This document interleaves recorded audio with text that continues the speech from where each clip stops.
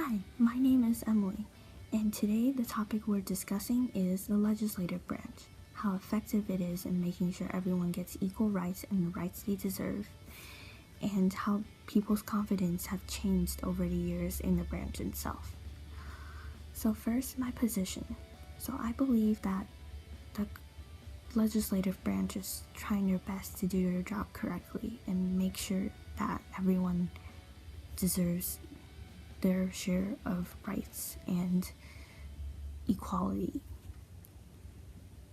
But over the years, the confidence in this branch have plummeted a lot.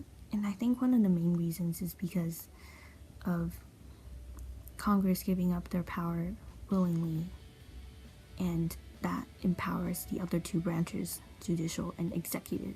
And one prime example is the power to declare war, which Congress has basically just stopped using since World War II, because Vietnam War, the Gulf Wars, and any other wars that's to come were not officially declared as an actual war, and that says a lot. So that's my position. Now let's go see what other people have to say about it. Let's head over to my neighbor, producer Phil, to hear his thoughts on our topic today. So the first question is, how well do you think the legislative branch is at making sure everyone gets equal rights and fair laws for the whole nation? And this would be for Congress, the federal level, rather than the state level? Yes. I suppose it's in the eye of the beholder. There seems to be a lot of concern about special interest groups being able to use their money and their influence to get attention for what they want faster than ordinary folks that don't necessarily contribute a lot of money to lawmakers, from what I can tell. Okay. Do you have confidence that the legislative branch are doing their job and like they're cooperating with the other branches? Yeah, I don't think there's a whole lot of cooperation, but that seems to be part of the problem with congressional politics. Is it is a zero-sum game, and if you win, I've lost, and therefore I can't let you win. And there seems to be far too much worry amongst the politicians about who's going to get credit for what passes, rather than just saying, "Hey, is this a fundamentally good thing to do?"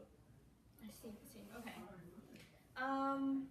Do you think they're abusing their power or not? No, I don't think it's abuse, but I think one of the problems is that it is sort of like the fox watching the hen house. I see. They get to make up the rules by which they operate, and so there's really not a whole lot to police them. The president can veto something that he doesn't like. If they pass a law that is constitutionally invalid, you can take it to court and work it up the chain to get to the Supreme Court if necessary.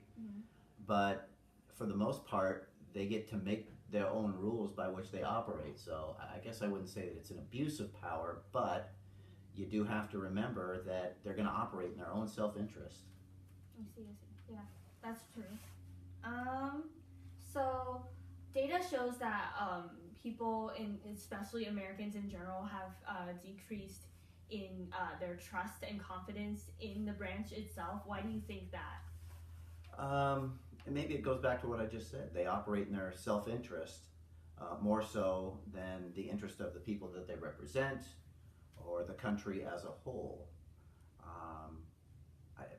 I suppose if you get 500 different people, I think it's 400 something members of the House of Representatives and another 100 in the Senate, and you get 500 different people, they're probably going to operate in their own direction rather than worrying about, oh, who can I get to cooperate with me and what can we accomplish if we cooperate.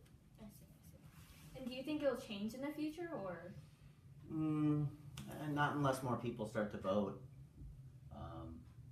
It seems that most states, it's pretty preordained about, are they going to vote for a Republican or a Democrat if you want to talk about the presidential vote. Even in Washington State, for a senator, it's pretty rare for a Republican to get elected as a senator. So most of the states, it's mostly predetermined if they're going to vote Republican or vote Democrat. There are only a few states where it's actually a toss-up, and nobody can guess until just a couple of days before an election that it would be a Republican versus a Democrat. So, most states, the voters are already pretty well known about how they're going to vote, and there's not enough uncertainty based on how everything's divided. Okay, I see. Cool. Thanks. Well, that wraps up our segment for today. What are your opinions, everyone? Anyway, thanks for watching, and I'll see you next time.